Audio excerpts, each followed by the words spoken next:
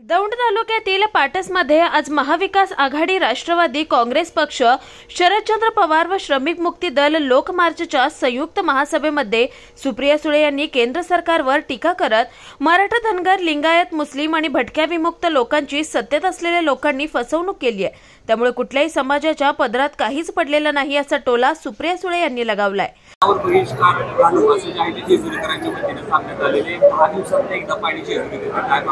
अरे मी तर गेले 3 महिने हे म्हणते, सातत्याने गेले 3 महिने मी ट्वीट करते, प्रशासनाकडे मागणी करते।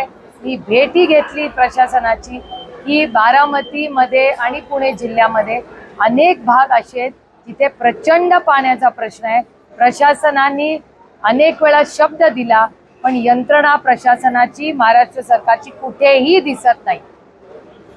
हा पूर्णपणे ट्रिपल इंजिनच्या या खोके सरकारचं अपयश आहे की पाण्याच्या बाबतीमध्ये कुठलंही नियोजन दुष्काळासाठी हे सरकार करत नाही। माझा नेता कोलपुराम निघाला, बारामतीमधून माघार घेणाऱ्या विजय शिवतारे यांच्या संदर्भात एक धर्मनिक पत्र लिहिते, तर 50 लोके एकदम होते असे देखील अनेक सदस्य सुचवले। मी नाही बाई, मी या दुष्काळाच्या कामात व्यस्त आहे, त्यामुळे माझ्या वाचनात ते आले। मराठा आरक्षणाचा प्रश्न अजून देखील गंभीर होत चाललेला आहे। अशोक चव्हाणांना देखील मराठा बांधवांनी एका गावात अडवलेला आहे। सातत्याने मागणी केली जाते मराठा आरक्षण यावरती आपण मराठा, धनगर, लिंगायत, मुस्लिम आणि भटक्या विमुक्त समाजाची पूर्णपणे आज सत्तेत असलेल्या लोकांनी फसवणूक केलेली आहे। त्यांना आरक्षण देऊ म्हणून अनेक त्यांनी कार्यक्रम घेतले, असेंब्लीमध्ये बोलवली, तिथे पास केलं, पण कुठल्याही समाजाच्या पदरात काहीही पडलेलं नाही। मग तशी फसवणूक तर तुम्ही विचार करून बघा, 10 वर्षापूर्वी धनगर समाजाला आरक्षण देऊ हा शब्द सरकारने दिला होता तेव्हाच्या। त्यामुळे मराठा, धनगर, लिंगायत, मुस्लिम आणि भटक्या विमुक्त समाजाची पूर्णपणे फसवणूक या ट्रिपल इंजिन सरकारने केली। आता मला असं वाटतं महाराष्ट्र सरकार याला जबाबदार आहे, त्यांनी काहीतरी मार्ग काढला पाहिजे या प्रश्नाचा। आता ते म्हणतील की आता इलेक्शन आलंय त्याच्यामुळे आम्ही काही करू शकत नाही, पण हे दुर्दैवी आहे की दुष्काळ असेल, आरक्षण असेल, महागाई असेल, बेरोजगारी असेल, असे सगळे गंभीर प्रश्नाच्या बाबतीत अतिशय असंवेदनशील हे सरकार आहे।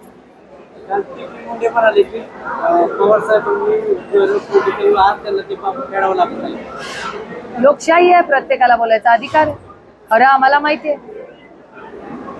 गोविंदा राऊतच्या पद्धतीने खासदार झाले असा आरोप राम नाईक यांनी केला होता, तेच गोविंदांनी शिवसेनेमध्ये प्रवेश केल्याने निवडणूक। मला असं वाटतं हा प्रश्न मला विचारायच्या ऐवजी सत्तेतल्या लोकांना तुम्ही विचारला पाहिजे ना, आणि ही भाषाच त्यांची झाली आहे। आता चंद्रकांत दादा येऊन काय म्हणतात बारामतीत?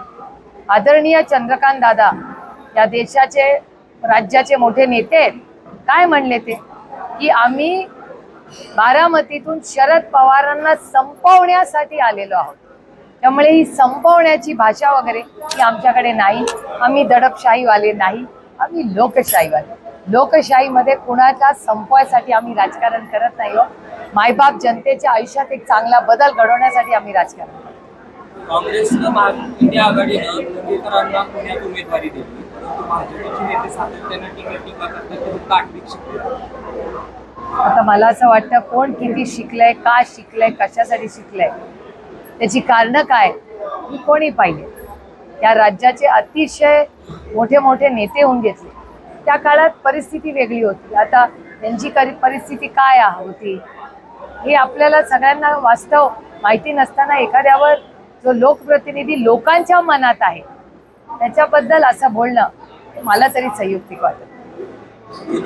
या आणि पुढच्या महिन्यामध्ये जवळपास महाराष्ट्रामध्ये 10 सभा होणार आहेत, कसं बघता या सगळ्या निवडणुकीच्या वातावरणात? अतिथी देवो भव, अतिथी देवो भव। प्रत्येक जे आपली संस्कृतीच आहे की जो अतिथी आपल्याकडे येतो तो देवभव, त्याचं स्वागतच केलं पाहिजे, त्याचा मान सन्मान केला पाहिजे। त्याच्यामुळे पाहुण्यांचं स्वागत ही महाराष्ट्राची संस्कृती आहे। काय अपेक्षा करताय? आता काय अपेक्षा करणार? दुष्काळ आणि आरक्षण, महागाई आणि बेरोजगारी हे जर प्रश्न सोडवले तर आम्हाला मनापासून आनंद होईल। वंचित महाआघाडीच्या येण्यासाठी अजून काय प्रयत्न चालू आहे का? आमचा सगळ्यांचाच प्रयत्न आहे की प्रत्येक व्यक्ती जी लोकशाही मार्गाने लोकशाही वाचवण्यासाठी आणि संविधान वाचवण्यासाठी जे कोणी पक्ष आहेत आम्ही सगळ्यांनी एकत्र या देशासाठी लढावं एवढीच आमची भूमिका आहे. पोलीस भरती संदर्भात काही विद्यार्थी सातत्याने पोलीस भरतीच्या गेले 1-1.25 महिने झाले युवक आणि युवती मला भेटत असतात. त्यांची कागदपत्र त्यांना वेळ मिळत नाही. त्यांचे जातीचे दाखले तपासणी तहसीलदाराकडून होत नाहीये.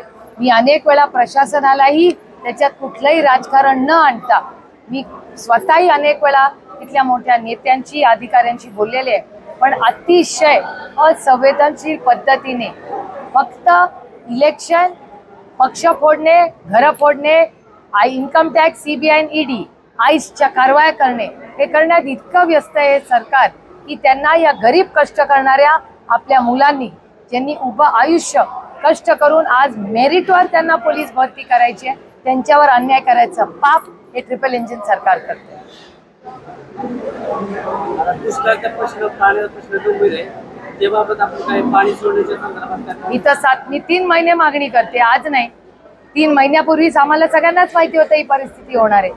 एक सरकार गंभीरच नाहीये कारण का ते राजकारण, पक्ष फोडा, घरं फोडा, इन्कम टॅक्स, ED आणि CBIचे नोटिसेस पाठवण्यात इतके व्यस्त आहेत की त्यांना प्रशासन करायला वेळच नाहीये. प्रचंड अस्वस्थता आहे का शेतकऱ्यांमध्ये. जलजीवनासाठी कोट्यवधी रुपयाचा खर्च केला जातो मात्र अजूनही पाणी दौंड, इंदापूर मधल्या पत्रकारांनी अनेक वेळा मला सांगितलेलं आहे की जल जीवन मिशनची ही मागणी पत्रकारांकडून सातत्याने येते. मी महाराष्ट्र सरकारला 2 महिन्यापूर्वी विनंती केली होती की जल जीवन मिशनची संपूर्ण महाराष्ट्राची श्वेतपत्रिका काढा. दूध का दूध, पानी का पानी हो जाए. मला काय आश्चर्य वाटत नाही हो. अरविंद केजरीवाल यांच्यावर जो अन्याय होतो हा अतिशय दुर्दैवी आहे. काल ही इंडिया आघाडीच्या वतीने एक खूप मोठी सभा ही दिल्लीला झाली आणि आम्ही पूर्ण ताकदीने केजरीवाल कुटुंब आणि आम आदमी पार्टीच्या मागे पूर्ण ताकदीने उभे आहोत. अडचणीचा काळ आहे, संघर्ष काळ आहे, पण हम लढेंगे और जीतेंगे.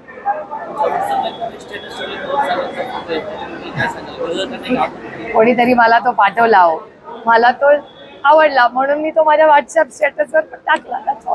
सध्या परिस्थिती कशीच आहे त्याच्यामुळे ते मी तुमचे आशीर्वाद आणि त्याबद्दल आभार.